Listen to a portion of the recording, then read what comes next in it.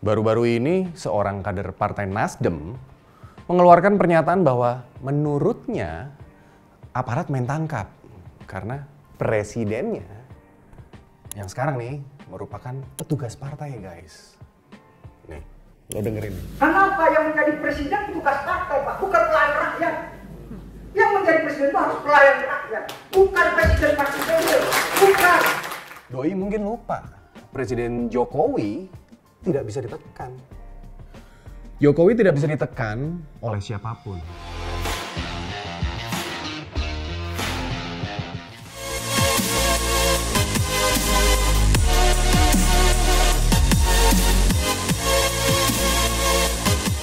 Politisi Nasdem itu sebetulnya tahu, guys, sifatnya Pak Jokowi.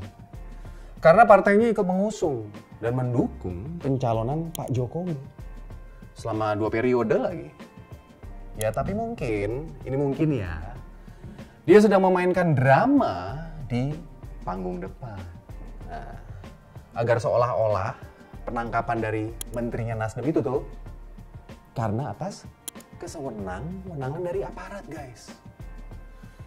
Drama politik di tanah air memang belum bisa jauh-jauh dari cerita bawang merah dan bawang putih. Siapa yang paling terlihat terzolimi diharapkan bisa menjadi pihak yang diuntungkan. Iya kan? Nah,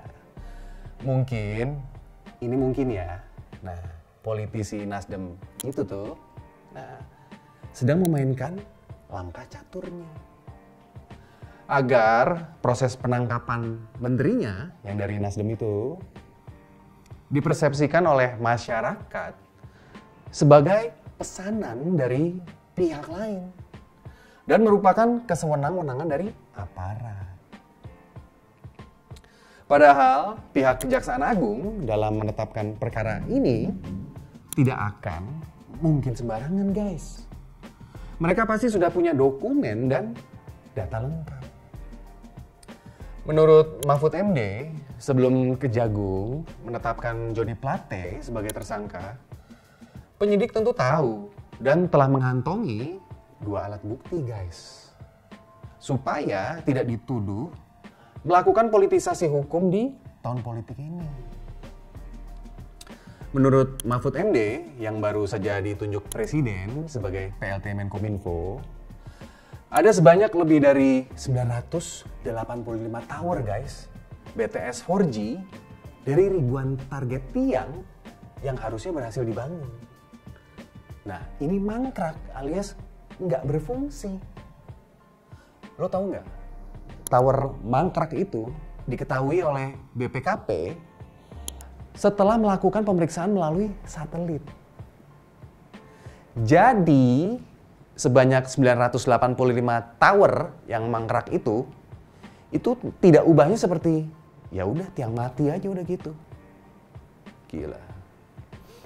Dugaan keterlibatan Joni Plate dalam kasus korupsi proyek BTS yang merugikan kira-kira 8,32 triliun. Ini memang patut kita cermati, guys.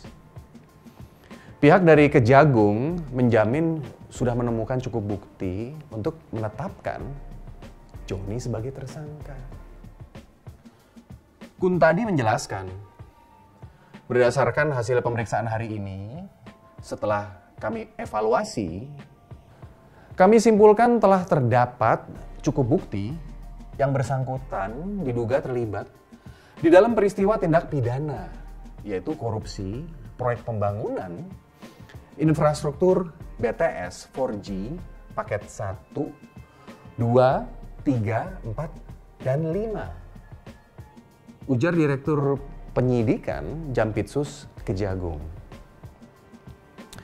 Pihak Kejagung juga menjelaskan, guys, pasal yang menjerat Joni, yaitu Sekjen Nasdem nonaktif itu, dijerat pasal 2 dan 3 Undang-Undang Pemberantasan Tindak Pidana Korupsi. Dan dengan hukuman paling tinggi, ini hukuman maksimalnya adalah penjara seumur hidup, guys. Berarti ini udah 2 kali ya, iya kan? Nah, sekjen partai ini nih ketangkep korupsi, iya kan? Sekjen sebelumnya yang ketangkep, lo inget nggak? Rio Capella. Dengan kasus, kalau nggak salah, gratifikasi.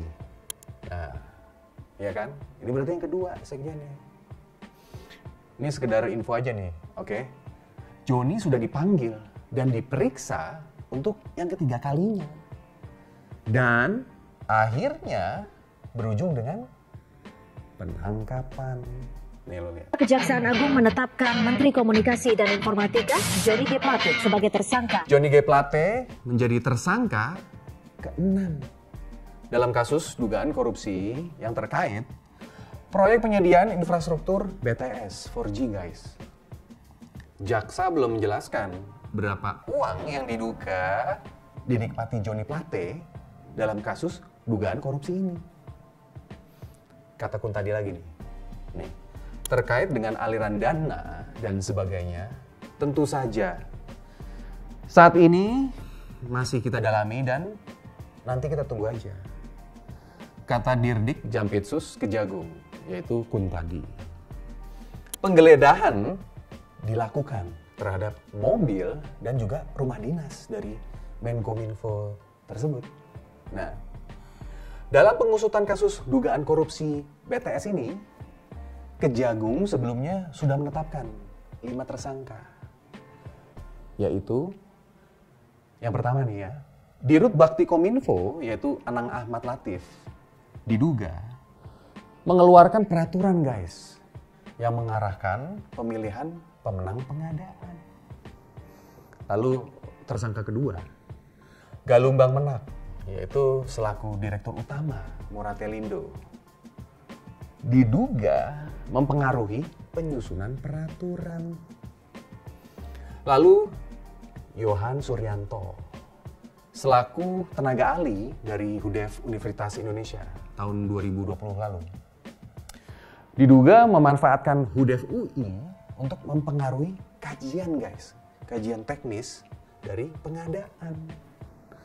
Lalu Mukti Ali, selaku account director dari PT Huawei, diduga melakukan pemufakatan mengkondisikan pemenang lelang.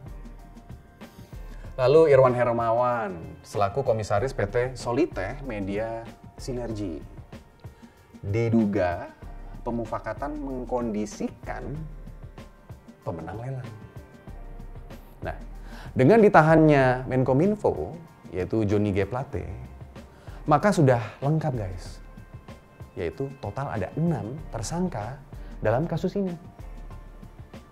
Oke? Nah, menarik nih, guys. Kita tunggu kasus ini ke depannya gimana. Siapa salah satu penikmat terbesar dari proyek BTS ini? Dan sangat mungkin penurunan elektabilitas dari Anies Baswedan. Ini akan semakin besar apabila Kejagung mengungkapkan aliran dana kasus korupsi ini nih menjelang hari pencoblosan. Nah, menarik kan? Dan apakah Pak Jokowi akan melakukan reshuffle, guys, terhadap menterinya Nasdem? Karena ini merupakan hak prerogatif dari Presiden Jokowi. Oke. Lalu apakah Presiden akan meminta penggantinya ke Om Beo? Atau malah tidak, guys?